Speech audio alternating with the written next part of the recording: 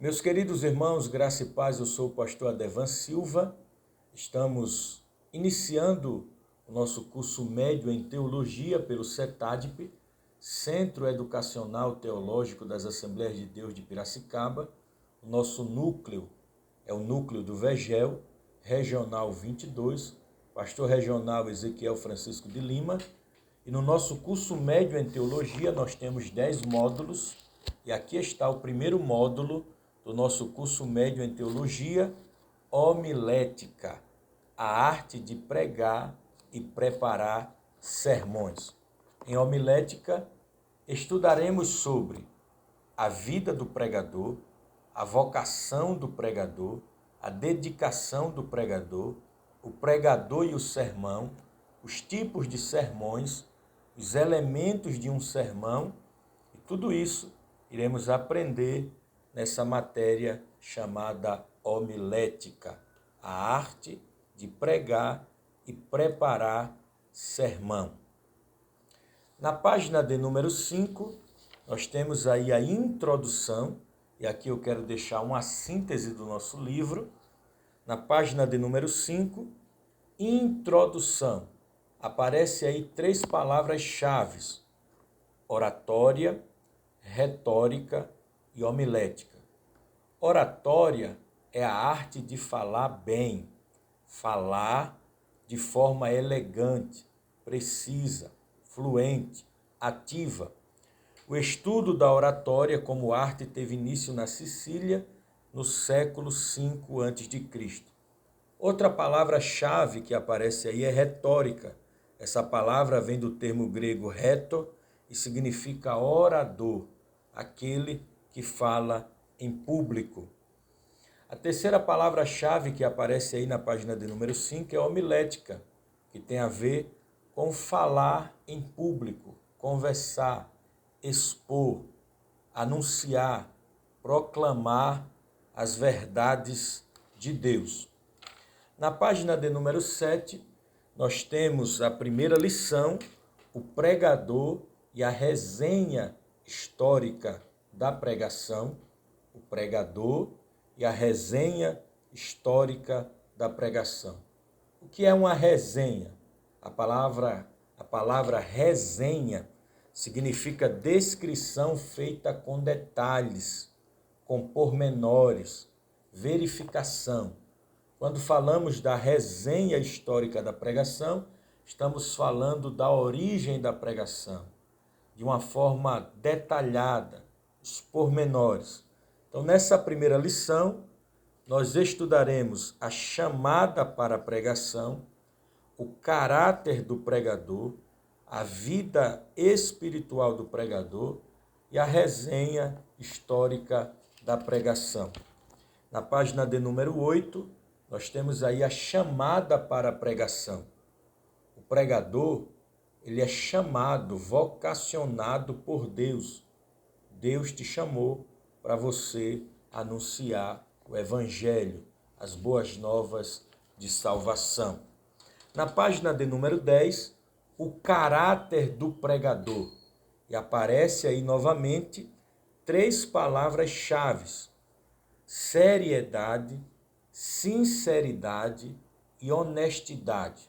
Então, dentro do caráter do pregador, está envolvida essas 3 palavras: seriedade, sinceridade e honestidade. Então, o pregador ele precisa de seriedade. Ele tem que ser um homem sério no seu falar, no seu agir. Ele tem que ter compromisso com aquilo que ele fala, porque o pregador é um representante de Deus. Segunda palavra-chave aí, sinceridade. Ser sincero não significa ser pesado, frio e duro nas palavras, e tampouco usar o púlpito para ferir a dignidade de outros. Ser sincero é ser realista e nunca trair sua consciência por interesses alheios aos princípios divinos. Então, o pregador, que tem sinceridade, ele tem compromisso e não usa o altar para desabafar, para atacar pessoas. Terceira palavra-chave relacionada com o caráter do pregador: honestidade.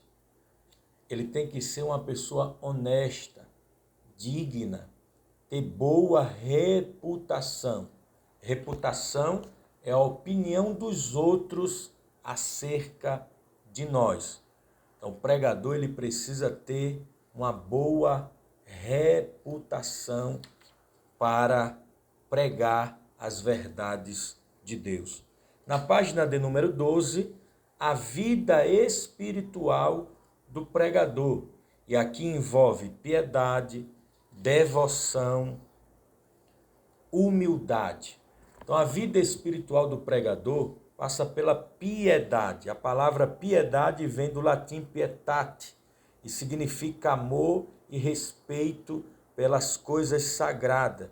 Também significa dó, comiseração, sentimento inspirador pelos males alheios, que nos move a aliviá-los.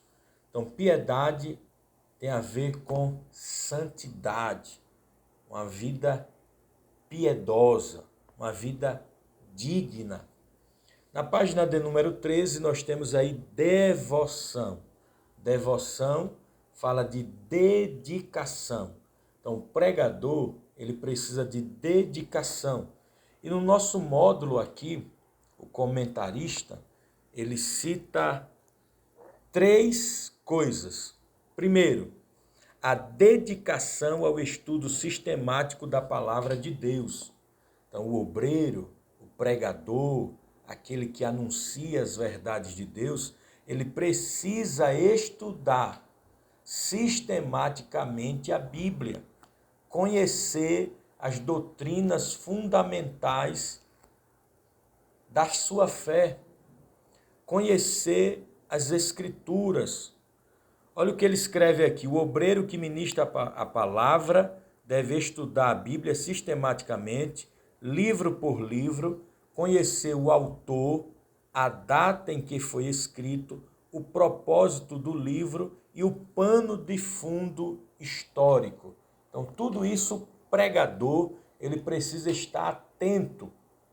Quem escreveu, para quem escreveu, qual o contexto histórico e cultural da época, para ele montar a sua mensagem, a sua pregação. Então, pregar tem a ver com dedicação. Por trás de uma boa mensagem, tem um pregador dedicado, dedicado a Deus, dedicado à oração, dedicado na palavra de Deus. Segunda coisa que ele comenta aqui, a dedicação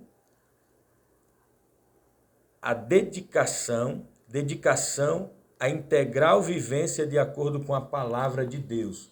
Ou seja, tem que ter uma vida piedosa, pregar e viver o que prega, pregar e viver aquilo que prega, pregar o que vive e viver o que prega. O pregador ele precisa pregar e, se possível, usar palavras, porque o maior sermão de um pregador é a sua vida, sua piedade. Sua vida é um sermão, é uma pregação. Terceira verdade que ele trabalha aqui, a dedicação à oração. O pregador que precisa ter uma vida espiritual, uma vida com Deus, uma vida dedicada ao Senhor, ele precisa da oração. E orar é falar com Deus. Então, o pregador ele precisa ter uma vida no altar da oração. Ele precisa orar, porque a oração vai te dar intimidade com Deus. E a intimidade com Deus vai trazer unção para o teu sermão. A vida espiritual depende da oração. A oração é a lenha que mantém o fogo aceso. Terceira palavra que aparece aí na página de número 14 é humildade. Humildade é ausência de orgulho e soberba. Então, o pregador, ele não pode ser soberbo, altivo. O pregador, ele tem que usar as palavras de João Batista. É necessário que ele cresça e que eu diminua. Então, toda a honra e toda a glória é para Deus. Na página de número 16, a resenha histórica da pregação. Você já sabe o que é resenha. Então, nós temos aí a origem da pregação. Então, a verdadeira origem da pregação pode ser encontrada no próprio Deus, em sua natureza. Deus é conhecido como Deus da verdade e como Deus sábio. As Escrituras definem a humanidade como criada à imagem de Deus, possuidora de um ego racional e pensante. Então, Deus é a origem da pregação. A pregação começou com Deus. Raízes da pregação no Antigo Testamento. Ele vai citar aqui homens do Antigo Testamento que foram pregadores. Enoque foi o 7º depois de Adão e ele já profetizava. Profetizar é falar em nome de Deus, é ser um pregador. Então, Enoque profetizou. Você vê isso em Judas, verso 14, porque Judas só tem um capítulo.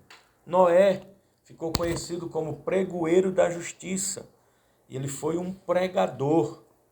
Moisés, Josué, os profetas, Esdras, se destacaram como pregadores.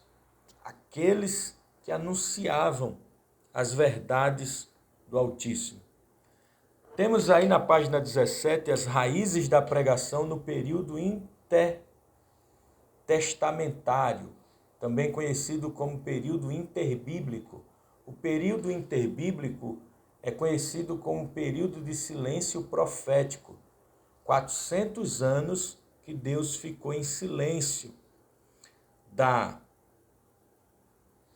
De Malaquias até Mateus, nós temos um período chamado de silêncio profético, ou período intertestamentário. Deus não falava com o povo, Deus ficou em silêncio. E ele vai destacar aqui que o surgimento da sinagoga ocorreu no período intertestamentário, ou seja, no período interbíblico aconteceu aí as sinagogas, as assembleias, onde se destacava a pregação. Na página 17, as raízes da pregação no Novo Testamento. Então nós temos aí João Batista, foi enviado por Deus e pregou. Jesus, a Bíblia diz em Mateus capítulo 4, versículo 17 a 23, que Jesus começou a pregar. Pedro também pregou a palavra, o sermão, o primeiro sermão pentecostal de Pedro, quase 3.000 pessoas se converteram. Temos aí também Estevão, Atos capítulo de número 7. Estevão é um grande pregador que começou desde Gênesis até os dias de Jesus, anunciando as verdades de Deus. Paulo, o grande pregador, pregador dos gentios. Na página 19, resenha histórica da pregação. Continuação. Ele vai citar aqui grandes pregadores que se destacaram no período dos pais da igreja. A pregação no período dos pais da igreja. Ele vai citar aqui Basílio, João Crisóstomo, Agostinho, homens que se dedicaram na pregação, na leitura da Bíblia, das Escrituras, e foram canais de Deus para levar a palavra. A pregação no período da Reforma, a Reforma Protestante. Nós temos aí Martinho Lutério, Martinho Lutero, né? O alemão que deixou cerca de 2.300 sermões, um grande pregador e também o grande reformador.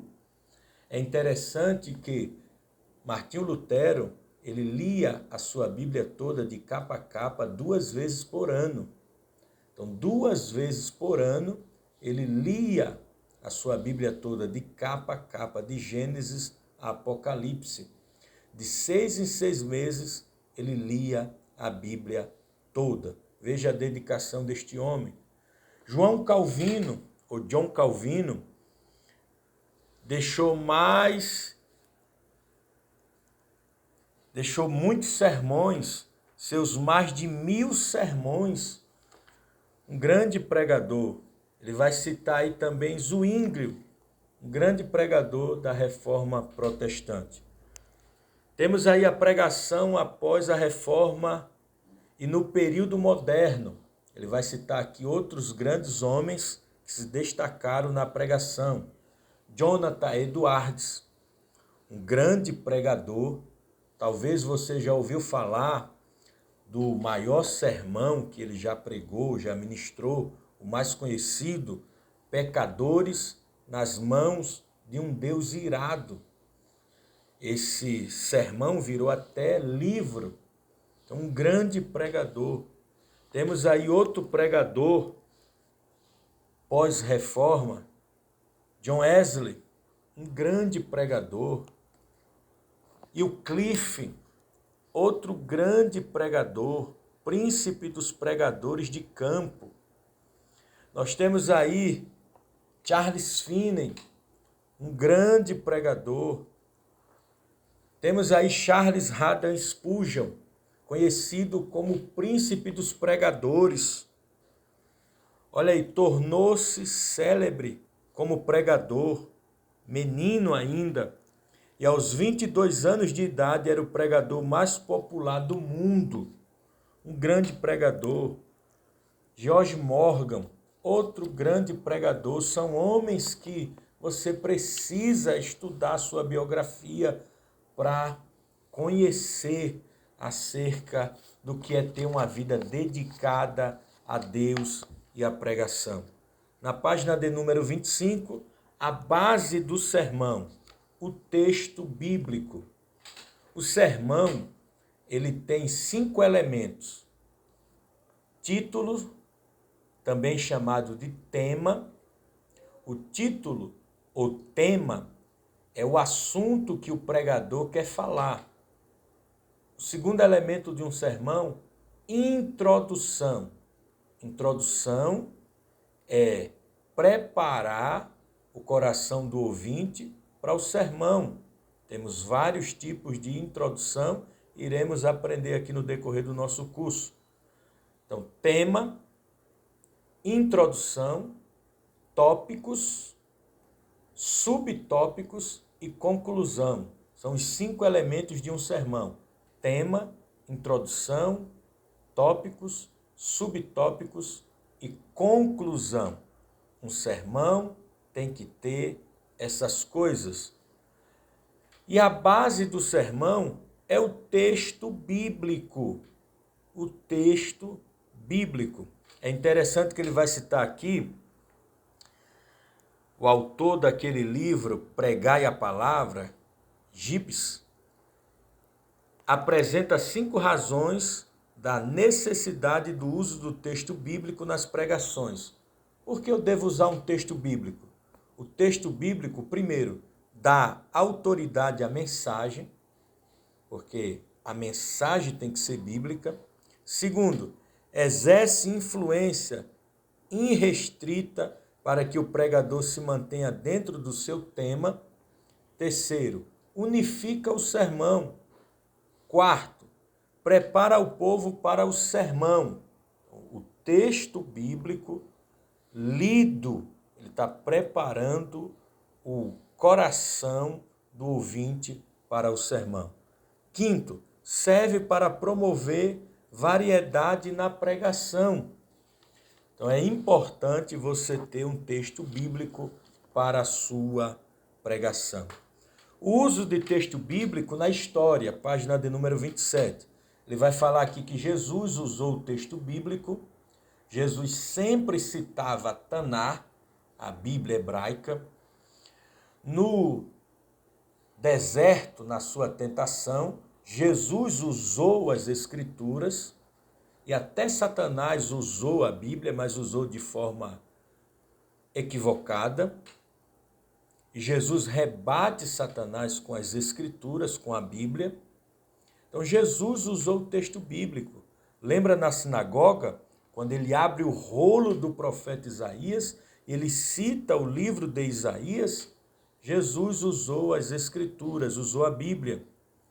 João Batista pregou Bíblia, usou o texto bíblico.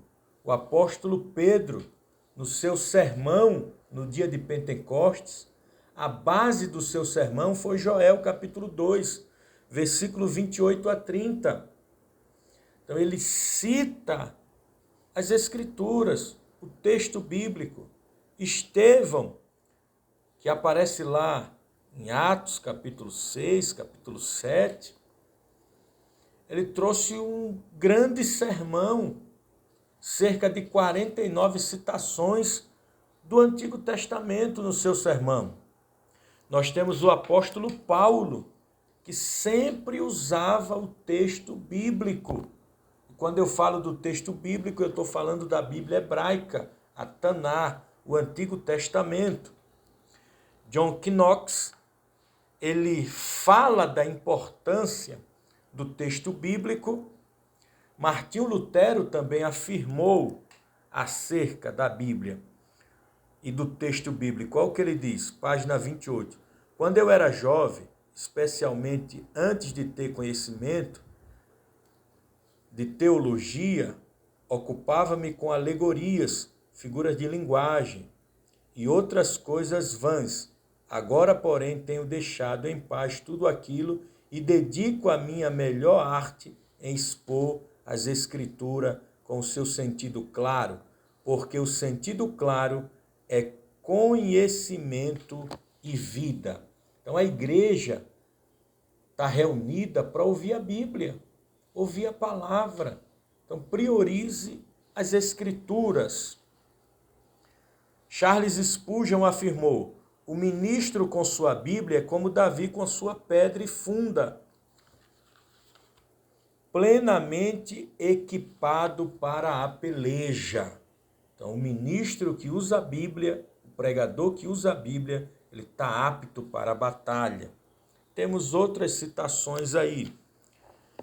John Stott diz: o ideal no sermão é que a palavra de Deus fale, ou melhor, Deus fale através da sua palavra.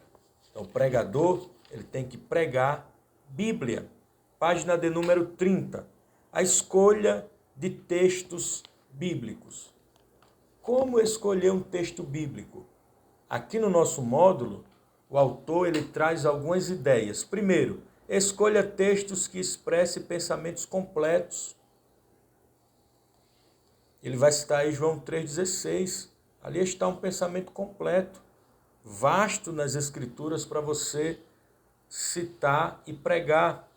Escolha textos claros para você mesmo, bem como para os seus ouvintes. Ou seja, escolha um texto que você entende e leia esse texto várias vezes na sua casa para você assimilar o texto. E seja um texto claro para você e para os ouvintes. Evite textos obscuros, que você não entende, que você não conhece. Escolha textos sobre os quais não haja dificuldade hermenêutica, isto é, difícil interpretação. Escolha um texto fácil para você pregar. Então aqui ele vai dar vários toques para você escolher um texto bíblico. Na página de número 33, nós temos aí a interpretação de textos bíblicos. E nós entramos aqui já em hermenêutica e exegese. Hermenêutica é a arte de interpretar os textos. Então, a interpretação de textos bíblicos. Olha aí, interpretar fiel e corretamente o texto.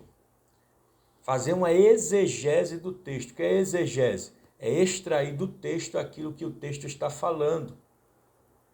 Não confunda exegese com exegese. Exegese é colocar no texto aquilo que o texto não está falando.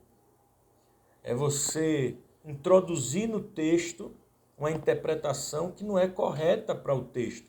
Então você precisa fazer uma exegese. Exegese. Extrair do texto o seu real significado, porque todo texto tem o seu significado. Então procure uma interpretação fiel e correta do texto. Segundo, recorrer ao contexto. Então nós temos aí o texto e o contexto. Dentro da homilética, né, e da hermenêutica, você vai observar que existem vários tipos de contexto. Contexto imediato, contexto remoto, contexto geral, contexto linguístico, contexto histórico. Então, tem os seus contextos. Os dois mais usados são contexto imediato e contexto remoto. Então, o que é o contexto? O que é o contexto? O contexto são versículos que estão ali, na perícope do texto. Então, nós temos o contexto imediato, são versículos que vêm antes e depois do versículo em apreço. Contexto imediato, por exemplo, eu estou lendo o versículo 10. O contexto imediato são os versículos que vêm antes do 10. O 9, o 8, o 7. E pode ser também os versículos que vêm depois do 10. O 11, o 12, o 13. Então, contexto imediato são versículos que vêm antes e depois do versículo em apreço.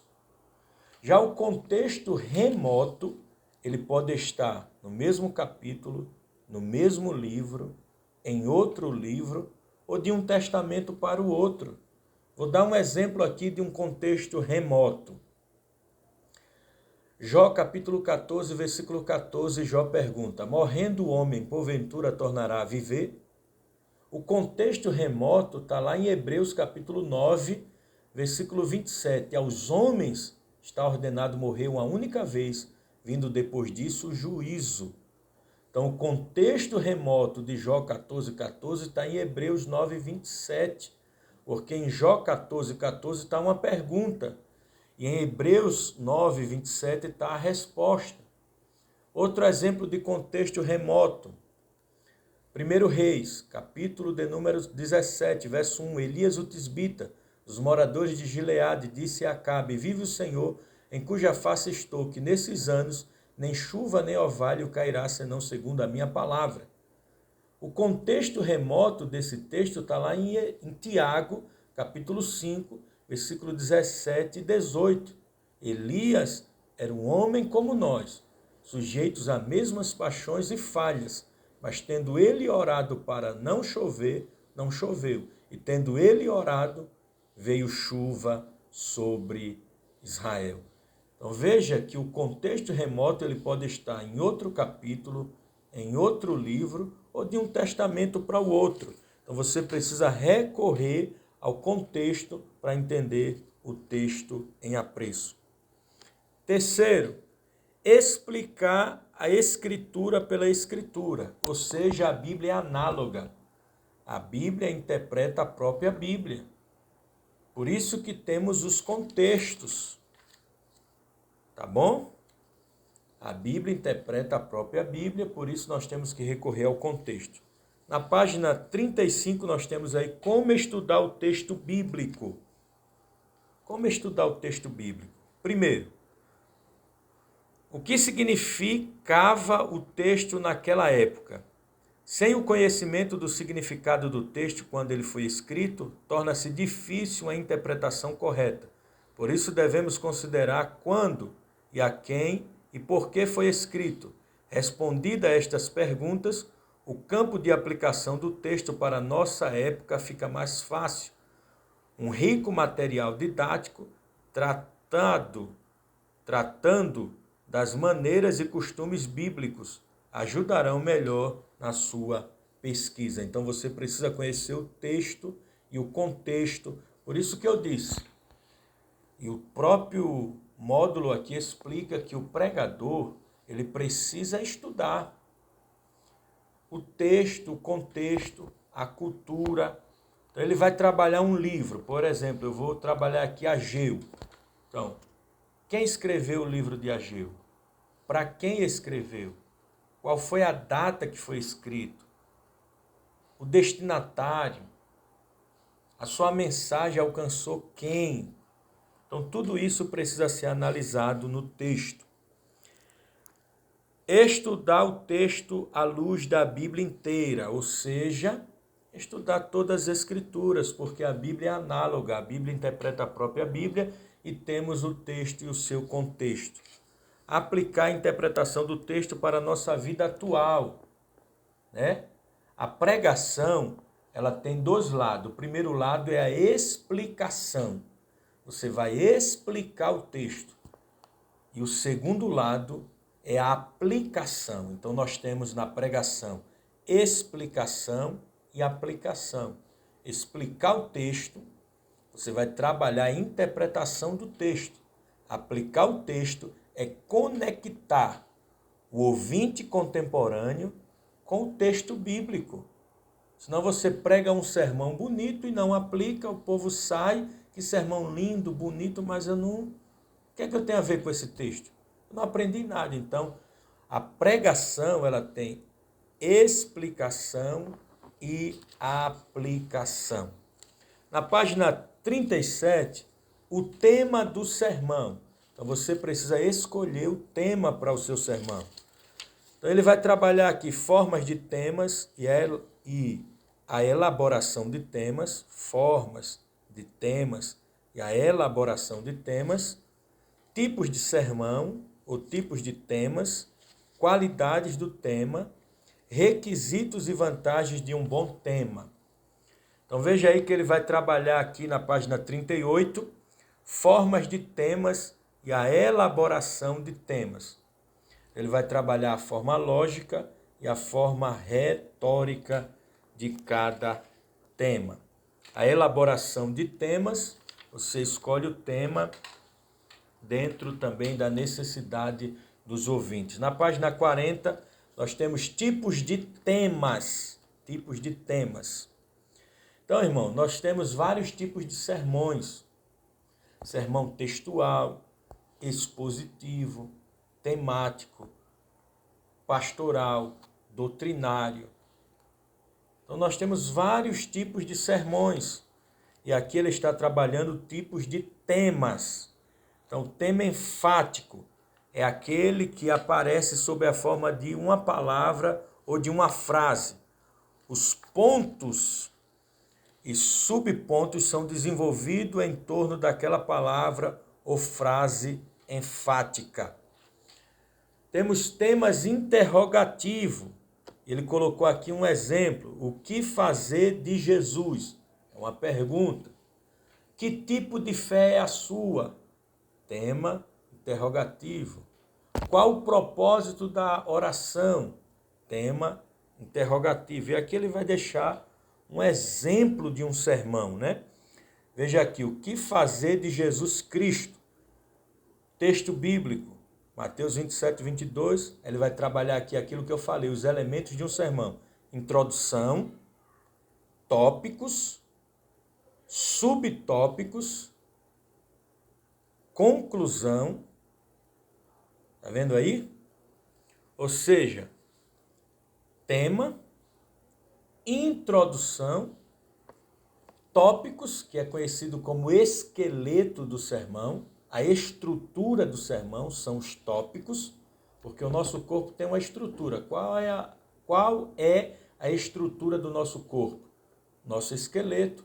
A estrutura do sermão, por isso é chamado de esqueleto, são os tópicos. Tá bom? Mas iremos trabalhar isso mais à frente. Na página 41 temos aí o tema declarativo. Tudo se fez novo, você está declarando com um tema. Ele deixa aí outro exemplo de sermão. Na página 43, tipos de temas, continuação. Ações de graça, ele deixa aí outro esboço como exemplo para você seguir. Na página 44, tema histórico ou biográfico. Você vai contar algo histórico ou a biografia de alguém, entendeu? Aqui ele vai tratar de Abraão, ele vai trazer uma biografia acerca de Abraão. Esse tema biográfico é muito bom porque você vai trabalhar sobre Abraão. Então, quem é Abraão? Como ele conheceu o Senhor? Quantos anos ele viveu? Qual o significado de Abraão? Como ele era chamado antes? Então, tudo isso você vai trabalhar no tema biográfico e quando você for preparar um sermão, tenha isso em mente. Na página 46, ele vai trabalhar aí as qualidades do tema. Então, ele vai trabalhar aqui, o tema deve ser vital, deve ser pertinente, o tema deve ter relação com a Bíblia, o tema deve ter contextualização, porque o pregador ele tem que ser atual. Guarde bem isso. Se você for pregar numa ceia, prepare uma mensagem sobre ceia, ou sobre o sacrifício de Cristo. Dia das Mães, prepare uma mensagem sobre as mães. Dia dos Pais, uma mensagem sobre os pais. Natal, uma mensagem de Natal. Então o pregador ele tem que estar atento aos fatos que acontecem no mundo e também ele tem que estar atento às datas que caiu aquele culto que ele vai ministrar. É um culto de jovens? Priorize isso, tá bom? Página 49, requisitos e vantagens de um bom tema. Então, tema bom vai atrair os ouvintes. Então, o seu tema, ele vai atrair os ouvintes se for um tema bem atrativo, bem elaborado. Então, meus irmãos, aqui está uma síntese da nossa primeira aula de forma improvisória, de forma improvisada aqui, melhor falando, desculpe, de forma improvisada aqui. Nós estamos dando aqui a nossa primeira aula. Chegamos até a página de número 50. Na página 51, nós iremos trabalhar na próxima aula a estrutura do sermão. Deus abençoe você. Veja essa aula quantas vezes você quiser. Se tiver dúvida, lance as perguntas no grupo, volte o vídeo, preste atenção e vamos aprender junto. Deus abençoe. Até a próxima aula, em nome de Jesus.